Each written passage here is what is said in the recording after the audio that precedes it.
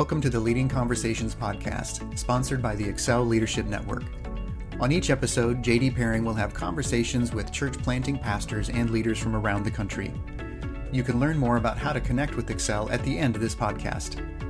Let's join JD now and listen in on this leading conversation. Welcome to Leading Conversations podcast. Today we have the lovely and talented church planter, pastor, church merger expert, and almost annoying Yankee fan with us, and that is Dave Lodwig. So Dave, welcome. Thank you. We've known each other, about a dozen years, and it still cracks me up that the defining characteristic I have in your eyes is that I'm a fan of the New York Yankees. So I appreciate that. Yes. Well, I want to start with there. Tell us where you went on your honeymoon. My honeymoon, I went to New York. I did. We got married back in 2003, my wife Heather and I, and we decided not to do the Hawaii or Mexico thing. We wanted to do something where we could go and just be really active. So we went to New York, spent 4 days upstate and then 4 days in the city. And the absolute highlight of the entire honeymoon was I got to catch a Monday night game against the Royals at Old Yankee Stadium, and Jorge Posada hit 2 home runs, and it was awesome. Now, I don't tell my wife that part about the honeymoon, but that was the best part of all of it for me. So we also went to the Baseball Hall of Fame, which is just really, really cool. So if your wife listens to this, she's just going to hear that you said your absolute highlight of the honeymoon was going to a Yankee game. Okay, we probably should move on a little bit from that. Hey, Dave, I am very interested just hearing your story of how you came to Christ, and then maybe your call to ministry, church planting, that sort of thing. Yeah, I'll give you kind of the 30,000 foot view of my early life. So my dad was an alcoholic. My mom was schizophrenic. They both passed away. They got pregnant with me in 1975 in Vancouver, Washington. And my dad did the right thing and married my mom. And it was never a very stable life. The only thing that I had that was a semblance of stability was church. So they were both recovering Catholics, and got plugged into a community church there, and then eventually over to an evangelical free church in Vancouver. And from the time I was about 2 years old on, I was in church. My Sunday school teacher, her name was Winnie Corder, was an absolute saint. And when I was around kindergarten age, I started to become more and more aware of the idea of heaven versus hell. And one day I was with her and I said, hey, I wanted to pray to ask Jesus into my heart. And so at about 4.5 years old, I prayed to accept Jesus into my heart, and never looked back after that.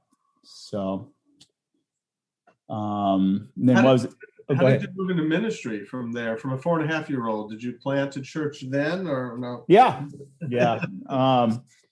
I was really tearing it up at my daycare. A lot of fire and brimstone, scared the other kids. No, like I was saying, my childhood was really turbulent. The day my parents split up, I was 7 years old, in second grade. And I remember coming out of my classroom, and my dad was standing to my left, my mom was standing to my right in the parking lot, and each was kind of signaling me to come with them.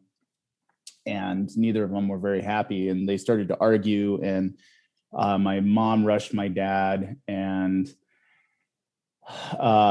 she started throwing haymakers at him and clawing his face. And my dad grabbed my mom by her hair and pulled her off of him, while a bunch of other parents got them separated. And I just, not knowing what else to do, got in the car with my mom, and that was it. That was the day my parents split up. And for me, going back to your question of how did I get into ministry, I started to crave something that was the antithesis of that experience. And everybody likes to heap criticism on the church. For me, church was my salvation. It was the place I would go to even when the rest of my family didn't when I was a kid, because it was full of what I viewed to be functional, normal people who had a deep sense of hope and faith and represented something that was drastically better than my home life growing up.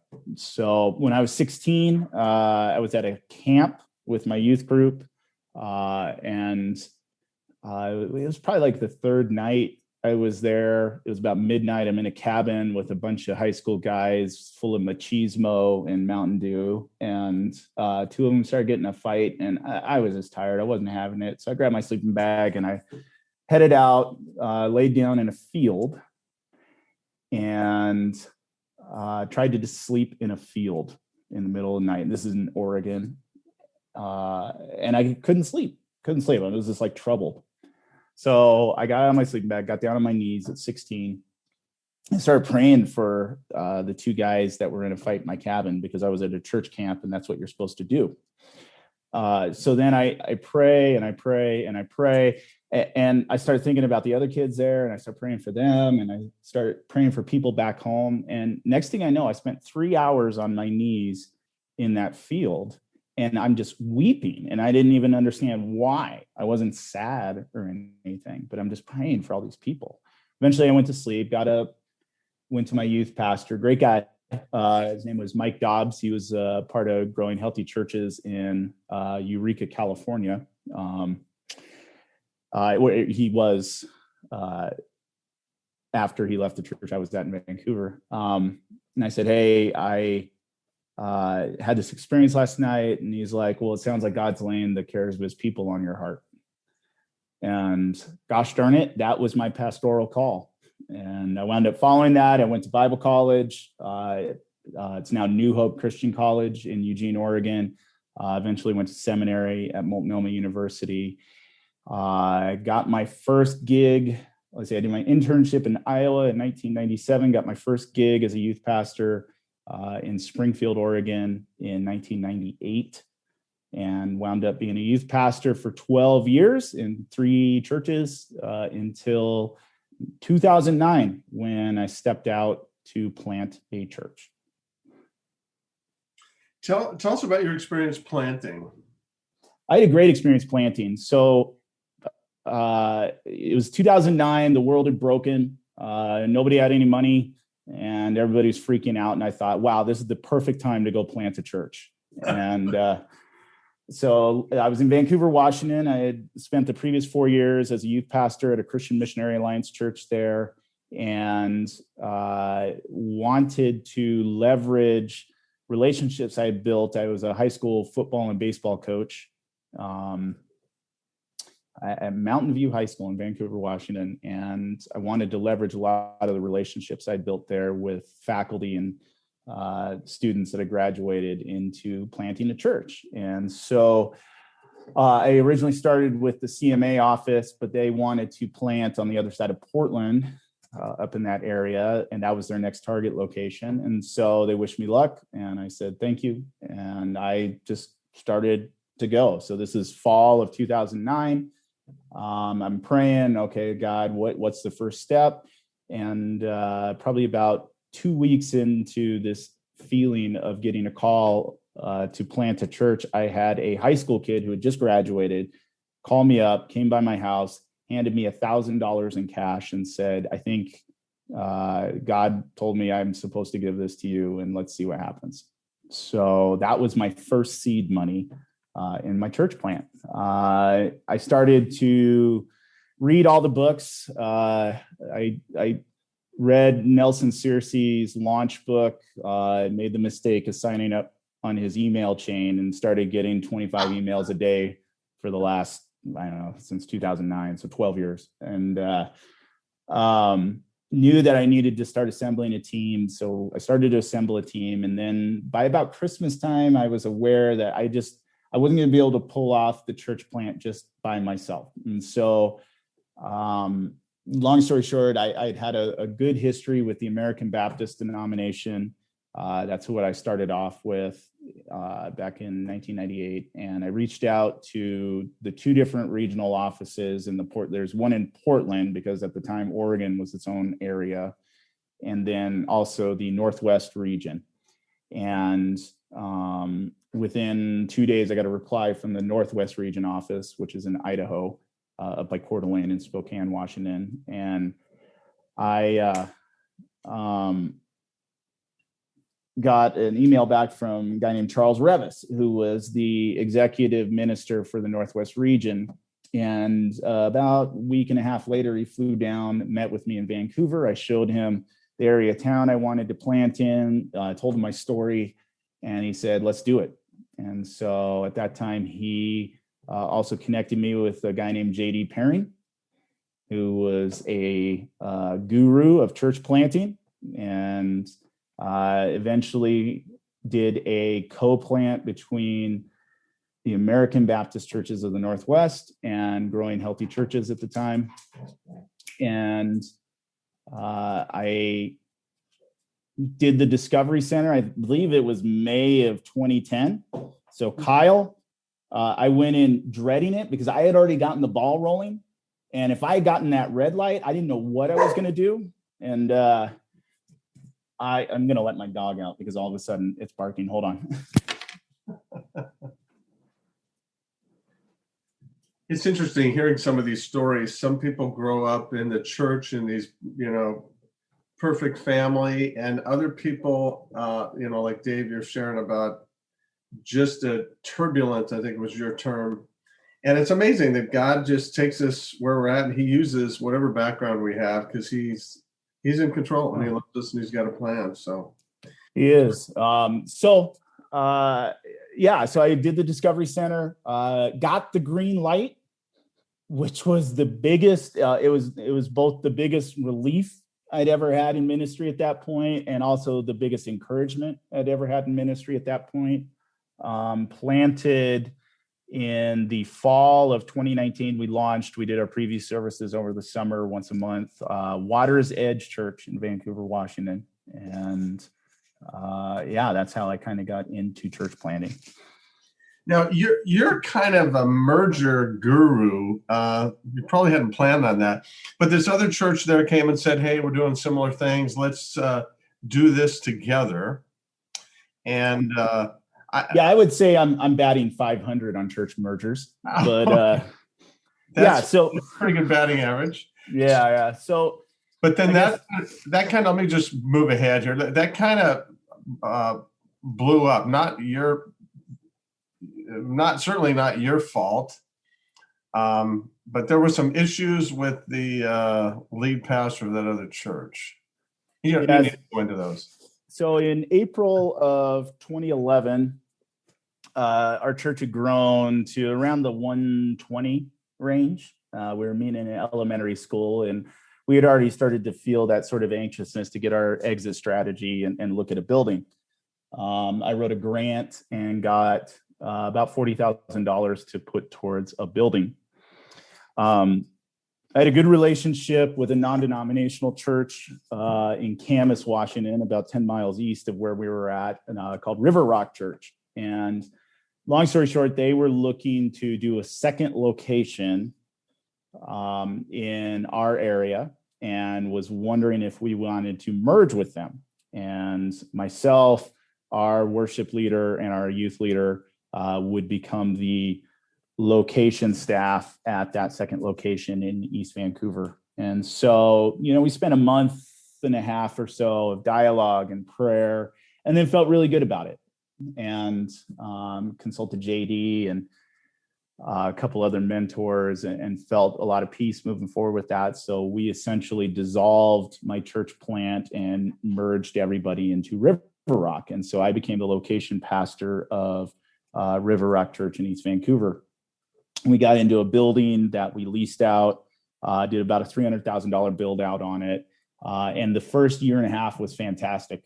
Our two locations grew to about 700 people.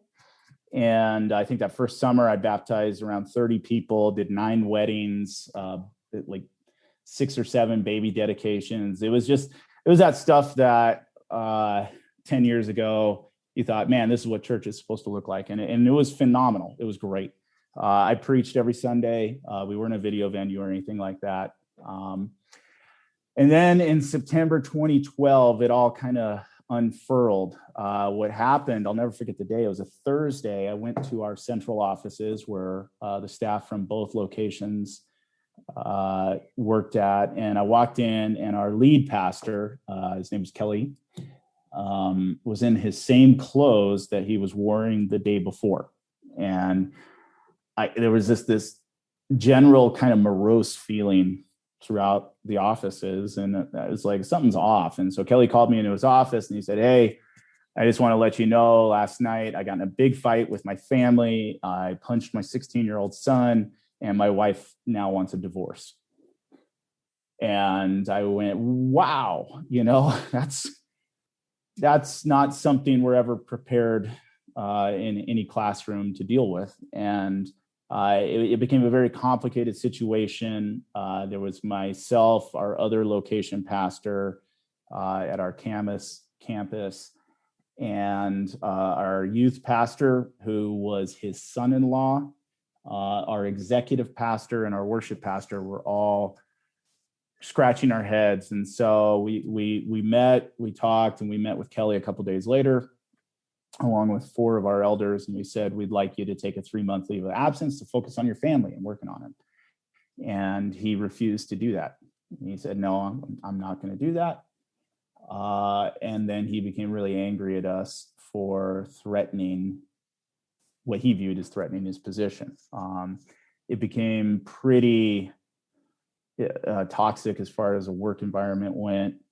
And he started making a lot of vague comments on Facebook about I was a terrible dad and husband, and put us in a bad position as a staff because we were under a gag order. And I called JD, I called Charles, our executive minister for our denomination or that region, and all the mentors I had said, "You got to get out of there. You got to leave." And so I decided in December of 2012 that I had to make my exit because it just wasn't looking good. And I announced my resignation in February of 2013. I was forwarded to a few different churches that had some vacancies, one of which was the old First Baptist Church of Missoula, Montana, founded in 1890. And I started here on May 1st of 2013 in a drastically different type of situation than the one I had left. The church that I left, River Rock, unfortunately folded. There was a lot of drama that continued to unfold after I left. My heart breaks for that. I'm still friends with a lot of the people that were there. I had a get together before I left here for Montana with the original church launch team of our church plant. It was a good kind of healing moment for us. And long story short, just felt a lot of peace before I wound up moving out here to Montana. Well, I just want to say you handled things with so much integrity when you were in the midst of that difficult situation. And then in Missoula, you've just done an amazing job of turning around the church. But recently, talk about, you did another type of merger just here in the last couple of years. I think you're a glutton. Well, you're a Yankee fan, so. But talk about this merger thing that you've done, because you said you're batting 500. I think it's higher than that. But, yeah, well, I'm failing forward, if that makes sense. So, I'll back up and say it was a radical change going from a church plant into a merger into a multi-site church that was very young and very vibrant, and there was just a lot going on, and it happened quickly. And then going into a very, very old church, and that first year was pretty rough on me personally because I had to completely change the way I valued church and pastoral ministry. And it was good, it was good to come here. God really has done a lot in my heart in regards to churches like mine, which, George Barna will tell you is the vast majority of churches in America are ones just like mine, or the one I came to. And long story short, we moved to multiple services, which was good. We changed the church name from First Baptist Church to River Valley Church. And then we put our building up for sale in 2018. And that was a big deal. We were in the heart of downtown in a building that it wasn't the original church building, but it was on the same block. But construction on that building had started in 1908. And it showed its age, and it was becoming sort of our albatross that it was great to have and horrible to pay for when it came wintertime and things like that. So we put the building up for sale. And as soon as we went under contract in summer of 2019, I started to get a lot of suitors here locally. It's amazing when you're in a smaller town how quickly word spreads of what's happening in your life. And so we had about 5 different churches approach us interested in some sort of merger type situation, and maybe stop and rethink. The original plan we had was to take the money from our sale, buy a building, a pre-existing building. It was actually a winery here in town, and remodel it and basically sink all of our money into that. To give us kind of a fresh lease. And there was one church out of the 5 that really resonated with us. It was called Garden City Church. Missoula's nickname is the Garden City. And they were without a pastor. They had a great location with terrible parking, 1 block down from one of the 3 high schools here in town on a major roadway. And they were right around 50 people, and they had just the right amount of desperate to work with. And we started meeting in December of 2019, and everybody prayed and felt that it was a good fit. We were going to be able to provide them with pastoral staff and everything that they had been missing. We were going to be able to move into a building that was bought and paid for, and be able to use the funds from our building sale in other ways, which has been fantastic. And it went great. I will say it has gone great. So we had our first official merge service on March 1st of 2020.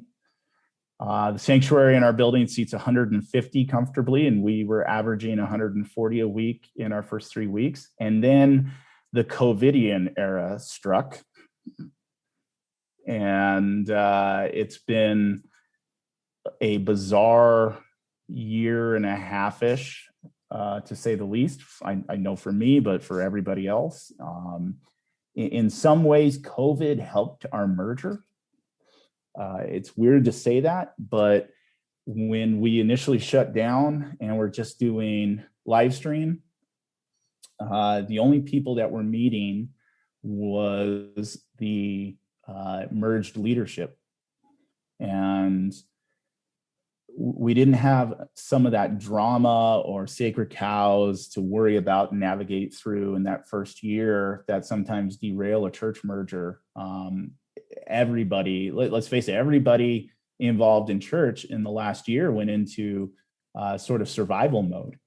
And that's a great place to be in when you're doing a merger, because all the things that you used to think were important suddenly aren't that important anymore.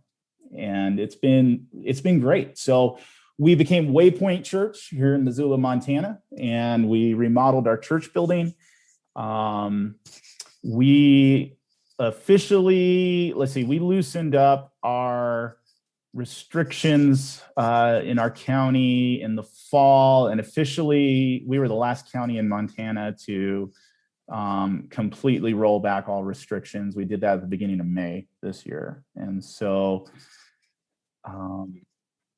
we were back without any restrictions in our meeting. I think it was the second Sunday in May for Mother's Day. Yeah, that's right. It was Mother's Day. And it's been great. And to wrap it up, I As far as what's great in ministry for me is, like I said, I'm 4 weeks into a sabbatical, and I have no idea what's going on with my church.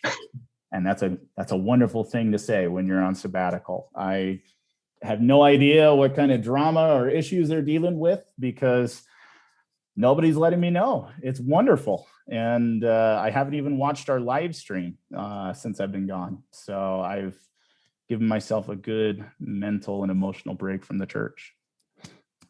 Well, thank you for telling your story. I want to just end with this. You've been through a lot, ups and downs.